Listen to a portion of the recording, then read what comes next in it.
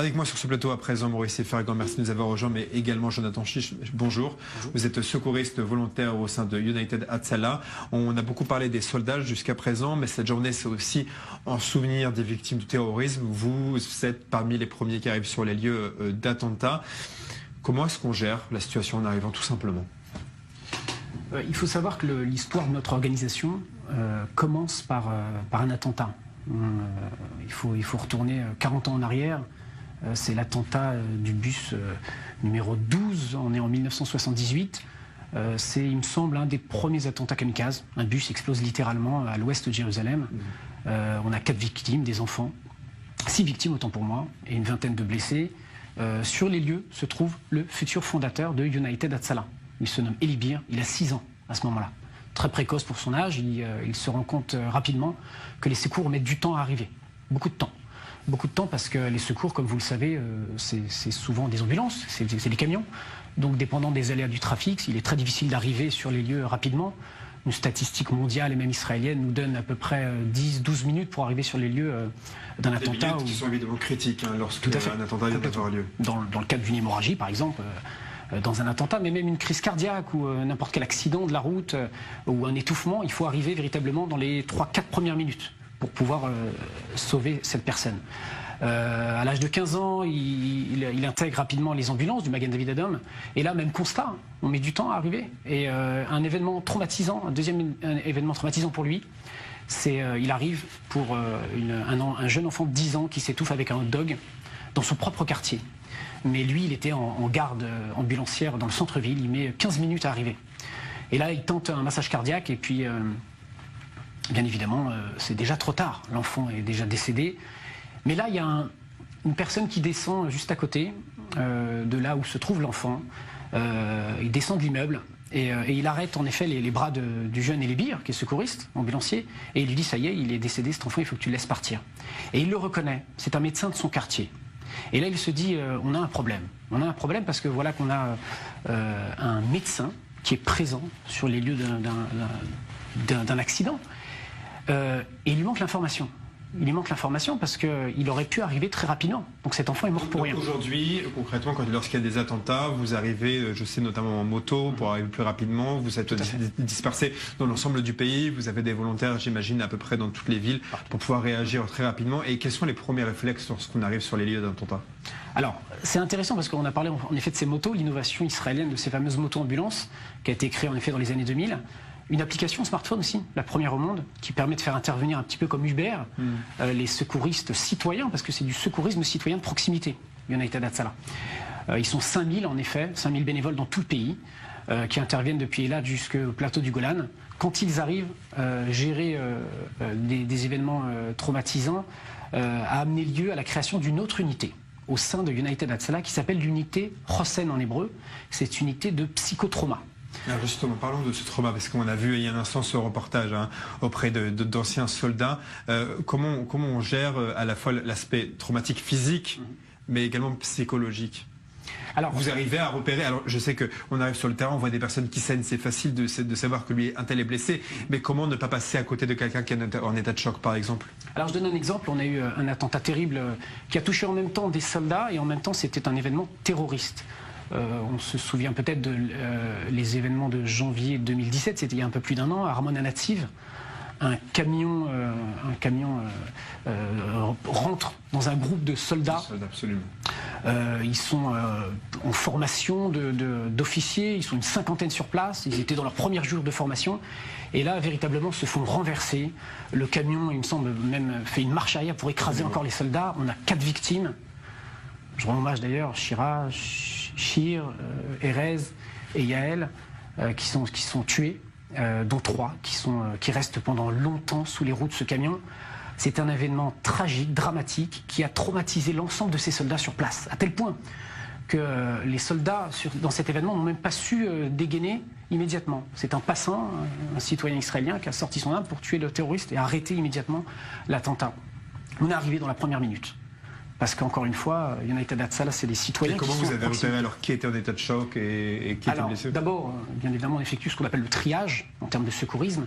Et là, immédiatement, on a compris que c'était un attentat terroriste de grande ampleur et on a fait venir l'unité Hossein, l'unité de psychotrauma, qui sont arrivés vraiment dans les premières minutes. C'est révolutionnaire, puisque pour la première fois au monde, on fait arriver déjà sur les lieux d'un attentat, d'un événement traumatisant, des experts en psychologie, psychologues, psychiatres, des gens du monde, du monde social, même de la mairie, etc., qui ont intégré cette unité, ou même des secouristes qui ont été formés à la psychotraumatologie. Et c'est grâce à ces compétences que vous pouvez repérer toutes les personnes. Et là, sur place, on va réfléchir, on va voir qui est dans une situation d'hystérie, une situation de silence, parce qu'il se mue dans un certain silence qui est encore plus grave. Le silence, c'est également un aspect traumatisant.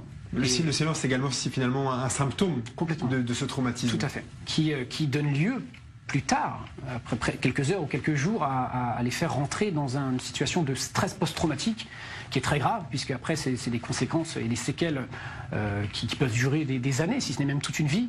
De la dépression. Ça veut dire qu'il faut les prendre en charge tout de suite pour éviter ces séquelles à vie? C'est la nouveauté. Ou est-ce qu'il faut laisser du temps pour laisser les personnes s'exprimer? Alors, c'est compliqué en effet, il y a de longues études israélo-américaines, parce que c'est souvent d'ailleurs des Américains qui ont intégré cette unité de Hossein, psychotrauma israélienne, qui est aujourd'hui un modèle dans le monde entier, il faut le dire, parce qu'ils sont débarqués au Texas et à Miami quand il y a eu les événements de catastrophes naturelles, qui ont été remerciés par le gouvernement américain d'ailleurs, et s'exportent maintenant en Afrique du Sud, en Australie, etc. Ce qui veut dire que ce modèle-là fonctionne, on arrive dans les premières minutes, pour éviter à ces personnes traumatisées par cet événement dramatique immédiat, de rentrer dans une bulle traumatique qui va les muer dans une souffrance psychologique et les faire tomber après, quelques jours plus tard. Donc il y a toute une méthodologie qu'on ne peut pas exposer ici, mais avec des gestes, des mots, un comportement, une présence qui va faire que ces personnes-là sont préservées et ne vont pas tomber dans une sorte d'hystérie ou même de silence, on l'a dit, qui les amènerait à ces troubles d'ordre psychotraumatique, post-traumatique. Maurice, j'ai envie de poser une question concernant la société israélienne. Tout à l'heure, avec Meherdan, je lui demandais qu'est-ce que l'armée israélienne n'a pas compris sur le post-traumatisme. Mais j'ai envie de poser la même question pour la société israélienne. Une des raisons pour laquelle les Israéliens ont du mal à gérer le stress post-traumatique, c'est qu'il y a un sentiment de gêne également pour les personnes qui ont survécu finalement. Il y a toujours un sentiment de gêne pour les personnes qui ont survécu, c'est évident. Mais moi, j'avais envie de dire d'une façon plus large, c'est pratiquement toute la population qui est en état de stress post-traumatique après un attentat. Pour avoir moi-même couvert des attentats à Jérusalem ou ailleurs, ce qui m'a toujours frappé après un attentat, c'est justement ce silence. Vous allez sur les lieux d'un attentat, c'est pas le chaos, il n'y a pas de bruit, il y a un silence terrifiant. Et il faut sortir effectivement les témoins de ce silence. Et de la même façon, après un attentat au niveau national, il y a toujours une période où il y a du mal à s'exprimer, où il y a du mal à en parler. Et dans les écoles, il y a même des psychologues, même si l'attentat a eu lieu à 200 km, des psychologues qui vont dans les écoles pour parler aux enfants, pour les forcer à sortir de ce silence, à sortir ce qu'ils ont à dire sur cette peur. C'est un pays qui malheureusement a vécu avec ça. Je veux dire, j'ai fait le compte tout à l'heure, en 70 ans, en fait les 70 ans, il y a eu 7 guerres. Cette guerre, je ne compte même pas les opérations militaires, je ne compte même pas les 2 intifadas. Cette guerre en 70 ans, 23 646 victimes, et c'est un pays qui vit avec ce traumatisme, qui vit, et ce jour, justement, le jour du souvenir, je pense que la grande question qui est dans les têtes de tout le monde, c'est vrai, bon, ok, il y a les victimes, on se souvient des jeunes qui ont tombé, mais il y a 2 questions. Il y a première la question transgénérationnelle. C'est comme on a connu cette guerre en 70 ans, il n'y a pas une génération qui n'a pas été touchée. Donc le tissu historique est là, est présent. Et deuxièmement, la question qu'on se pose tous, c'est qu'est-ce qui va arriver demain? Est-ce qu'on va vers un nouveau conflit? Que vont devenir nos enfants? On va les envoyer à l'armée et ils vont encore être au front. Et ça, cette question reste présente. Jonathan, vous disiez il y a des milliers de volontaires dans votre organisation et le fondateur a lui-même eu un traumatisme dans son enfance. Est-ce que c'est un petit peu ce qui fédère les volontaires, c'est qu'ils ont eux-mêmes vécu quelque chose et ils veulent se porter volontaires pour aider les autres? Oui, c'est une bonne question en effet. Il faut savoir que une grande partie de nos secouristes le sont devenus des suites d'un événement dramatique, que ce soit dans leur famille ou en effet, comme le connaissent souvent les Israéliens, parce que on a tous été touchés. Autant si c'est un soldat dans notre famille, un ami, ou même des attentats. On a tous été touchés dans notre famille ou notre famille. Ou des roquettes. Ce qui veut dire qu'on est tous responsables, sensibilisés. On est obligé d'avoir cette empathie-là envers ce qui se passe. Et c'est pourquoi on s'engage, on se mobilise. L'Israélien, finalement, on dit que c'est vrai qu'il y a une grosse problématique à ce niveau-là, au niveau psychologique, mais l'Israélien a beaucoup de résilience, il faut le savoir. Beaucoup de résilience, beaucoup de courage aussi.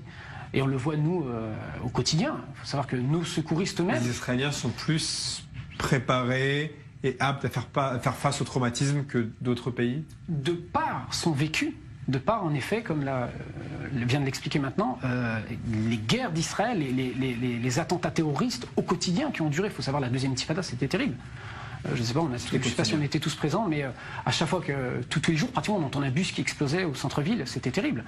Ce qui veut dire qu'on a finalement appris à vivre, à survivre. Et alors on parle d'Israël, mais c'est aussi un peu l'histoire du peuple juif. Je pense que c'est véritablement, pratiquement génétique aujourd'hui. Le peuple juif a réussi à créer des situations et à innover. La création même de United Hatzalah est une innovation qui vient justement des suites de cette situation traumatique au quotidien.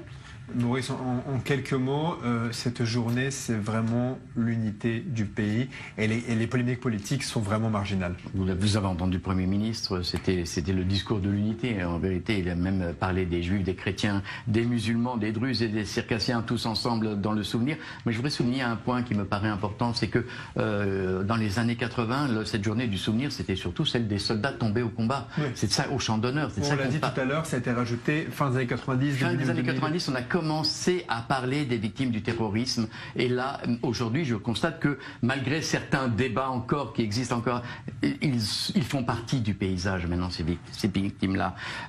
Moi, je vois plutôt encore l'avenir, encore un pas. C'est à la prochaine guerre.